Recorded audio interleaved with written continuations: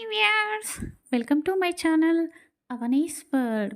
శ్రీ పరాభవ నామ సంవత్సరం, ఉత్తరాయణం, వసంత ఋతువు, చైత్రమాసం, కృష్ణపక్షం. ఈరోజు ద్వాదశి, మంగళవారం. ఈరోజు శతభిష నక్షత్రం అండి. శతభిష నక్షత్రానికి అధిపతి వరుణుడు. ఇక ఈరోజు సౌరమాన ఉగాదిని ఆచరిస్తూ ఉంటారు అండి. మనము ఆచరించిన ఉగాది చంద్రమాన ఉగాది, ఇది సౌరమాన ఉగాది అనమాట. అంటే సూర్యుడు మేషరాశిలోకి సంక్రమణం చేసే రోజు. ఈ రోజు నుంచి ఎండలు అధికంగా ఉంటాయి, చెట్లకు కొత్త కొత్త ఆకులు చిగురిస్తూ ఉంటాయి. అలాగే ఈ కాలంలో ఏ పూజ ఆచరించినా కూడా యథేచ్ఛమైన ప్రతిఫలం అనేది ఉంటుంది. కానీ శుభకార్యాలకైతే ముహూర్తాలు ఉండవు. ఏదైనా శాంతి కర్మలు ఆచరించడానికి, ప్రాయశ్చిత్త కర్మలు ఆచరించడానికి మాత్రం చేయొచ్చు. అలాగే మేషరాశి యొక్క సంక్రమణం పుణ్య పర్వదినం ఈరోజు. ఇక మనము వరుణుని నామాన్ని జపించాలి. వరుణదేవుడు మొసలిని వాహనంగా చేసుకొని ఒక చేతిలో శంఖము, మరో చేతిలో పాశము, ఒక చేతిలో కుండ, రత్నాలు, బంగారం ఆభరణాలతో నిండిన కుండను పట్టుకొని ఉంటాడు. వరుణుడు జలానికి, అలాగే సముద్రంలోని అలలకు, మత్స్యరంగానికి అధిపతి. మన శరీరంలో కూడా 70% వరకు నీరే ఉంటుంది. సో రోగాలను రాకుండా కాపాడే శక్తి కూడా ఈ నామాన్ని జపిస్తే వస్తుంది. జ్ఞానం కూడా ప్రాప్తిస్తుంది. అదేవిధంగా మనకి 4 వేదాలు ఉన్నాయి.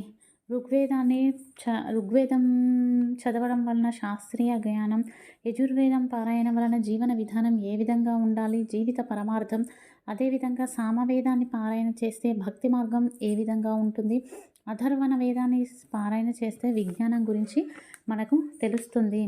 ఈ 4 వేదాలలో కూడా 29,000 శ్లోకాలు ఉన్నాయి. మనం కొన్ని జన్మలు ఎత్తితే కానీ వాటిలోని అర్థాలు మనకు అర్థం కావు. కానీ వీటి అన్నిటి వేదాల సారాంశం మూల మంత్రం గాయత్రి మంత్రం. ఈ నామాన్ని జపించినట్లయితే సర్వము మనకు ప్రాప్తిస్తుంది. గాయత్రి మంత్రాన్ని గురుముఖేన ఉపదేశం తీసుకొని 3 కోట్ల సార్లు పారాయణ చేసినట్లయితే వాక్సిద్ధి అనేది కలుగుతుంది. ఇక ఈరోజు మంత్రబలం ఓం వరుణాయ నమః, ఓం వరుణాయ నమః, ఓం వరుణాయ నమః. ఇక ఈరోజు మన సంప్రదాయంలో భాగంగా కొంతమంది పూజ గదిలో స్వర్గస్థులైన వారి ఫోటోలను ఉంచుతూ ఉంటారు అన్నమాట. ఎందుకంటే స్వర్గస్థులు పితృదేవతలు సమానం కాబట్టి వాటిని కూడా దేవతా స్వరూపాలుగా పూజిస్తున్నారు. కానీ అది శాస్త్రంలో లేదండి. ఎందుకంటే పితృదేవతల శక్తి వేరు, భగవంతుని శక్తి వేరు. రెండూ ఒకే గదిలో ఉండకూడదు. పూజ గదిని వేరుగా ఉంచుకోండి. కావాలంటే పితృదేవతల కోసం మనం దక్షిణాన్ని మాత్రమే పితృదేవతల ఫోటోలు పెట్టడానికి వినియోగిస్తాము. సో దక్షిణ మార్గంలో మంచిగా ఏర్పాటు చేసుకొని పితృదేవతలను అక్కడ ఉంచండి.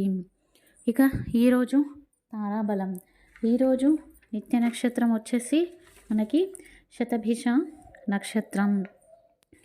ఇక అశ్విని మఖ మూల నక్షత్రం వారికి సాధకతార, భరణి పుబ్బ పూర్వాషాఢ వారికి ప్రత్యక్తార, కృతిక ఉత్తర ఉత్తరాషాఢ నక్షత్రం వారికి క్షేమతార, రోహిణి హస్త శ్రవణ నక్షత్రం వారికి విపత్తార, మృగశిర చిత్త ధనిష్ట నక్షత్రం వారికి సంపదతార, ఆరుద్ర స్వాతి శతభిష నక్షత్రం వారికి జన్మతార, పునర్వసు విశాఖ పూర్వభాద్ర నక్షత్రం వారికి పరమమిత్రతార, పుష్య అనురాధ ఉత్తరాభాద్ర నక్షత్రం వారికి మిత్రతార, ఆశ్లేష జ్యేష్ఠ రేవతి నక్షత్రం వారికి నైదనతార. ఇక వాస్తు పరిష్కారంలో భాగంగా మనం ఎప్పుడైతే ఇల్లు నిర్మాణం చేసుకోవాలి అనుకుంటామో అప్పుడు ఆ ప్రదేశంలో సర్పాలు గనక 15 రోజుల పాటు నివాసం ఉన్నా, లేదంటే గబ్బిలాలు, గుడ్లగూబలు ఇవి నివాసం ఉన్నా కూడా ఆ ఇంట్లో మనము ఆ జాగాలో ఇల్లు కట్టకూడదు, దానిని వదిలేయాలి. పూర్వంలో ఇలాగే కన్స్ట్రక్షన్ చేసేటప్పుడు అక్కడ ఎవరైనా సర్పాలు కానీ గుడ్లగూబలు కానీ నివాసం ఉన్నట్లు చూసినట్లయితే దాన్ని సగంలోనే వదిలేసేవారు. అది మనకి ఉండడానికి పనికి రాదు. ఆ విధంగా ఉన్నట్లయితే నిరంతరము కూడా శత్రువులతో గొడవడు, ఇక శత్రువుల మధ్యనే ఉన్నట్లుగా ఉంటుందన్నమాట.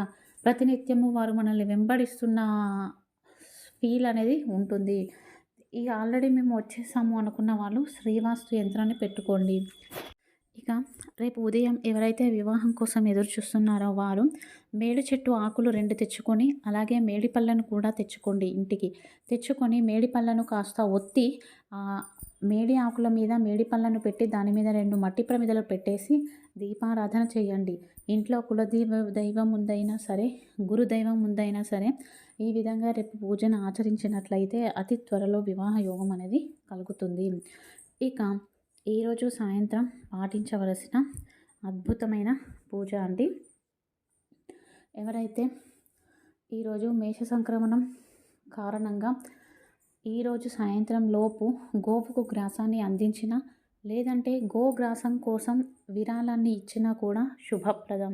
అదేవిధంగా కుటుంబ సభ్యుల మధ్య సఖ్యత నెలకొనడం కోసం, కుటుంబంలో గొడవలు తగ్గి ప్రశాంతంగా ఉండడం కోసం ఈరోజు సాయంత్రం లక్ష్మీనారాయణుల ముందు బెల్లం పైన నెయ్యి దీపాన్ని వెలిగించి లక్ష్మీనారాయణ హృదయ స్తోత్రాన్ని పారాయణ చేయాలి. ఒకవేళ పారాయణ చేయడం రానివారు ఓం లక్ష్మీనారాయణాయ నమః అనే నామాన్ని జపించినా కూడా సత్ఫలితం అనేది లభిస్తుంది. తప్పకుండా ఆచరించండి. ఈ వీడియో మీకు యూజ్ అవుతుందని అనుకుంటున్నాను. Thank you for watching.